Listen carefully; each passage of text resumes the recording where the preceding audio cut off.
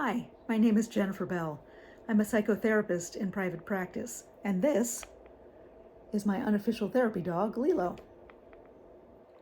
Lilo has some abandonment issues because she lived with at least 2 families before she came to live with me and my family. If she were a person, I might use EMDR, or eye movement desensitization and reprocessing, to help Lilo to heal those abandonment issues. Now, of course, since she's a dog and not a person, EMDR would not work for her. But for the purposes of this series of videos, I thought it might be interesting to use her as a canine EMDR client. EMDR is a well-researched and empirically validated treatment for all kinds of trauma.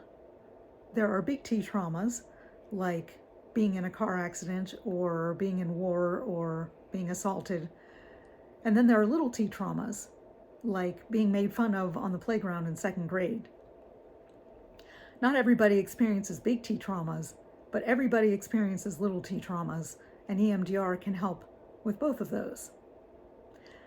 I like to tell my clients that EMDR is a way that we can help reset brains to factory specifications. When a trauma happens, the memory gets stored differently than normal memories do. And so part of your brain believes that whatever that trauma is still going on. So then anytime in the future something that resembles that initial trauma happens, your brain basically attaches that to the original trauma, and those feelings and thoughts and everything that you had about the original incident get brought up again.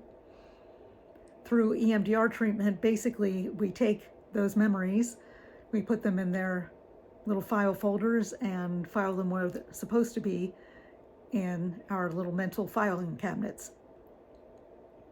That way, when things in the future come up, like that initial trauma, we'll no longer react as if that first thing, that initial trauma, were happening. We'll just be able to react to the situation based on what's going on in that very moment.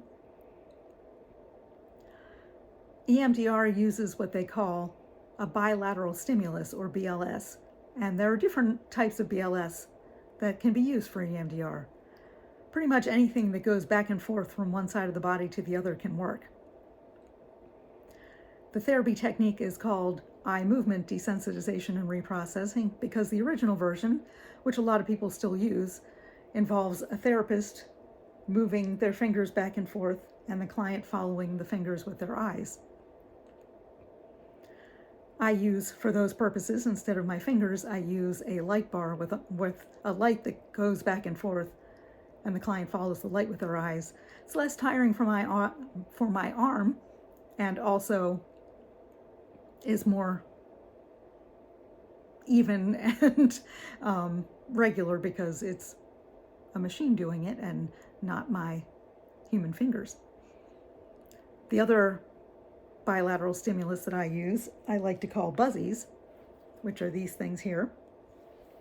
Clients hold them, one in each hand, and they vibrate alternately, so they still provide that back and forth motion from one side of the body to the other.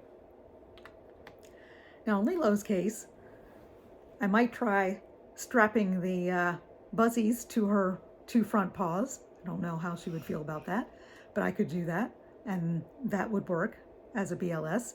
Or I might have another way that I got her eyes to move back and forth, which is maybe holding up a treat. Lilo, hey, see? And she would follow the treat back and forth with her eyes.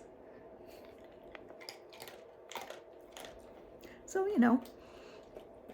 you tailor the treatment to the client. In this case, using a dog biscuit instead of just my fingers. So that's a basic introduction to EMDR. In future videos, I will talk more about the process of EMDR and how it is that it actually helps people to heal.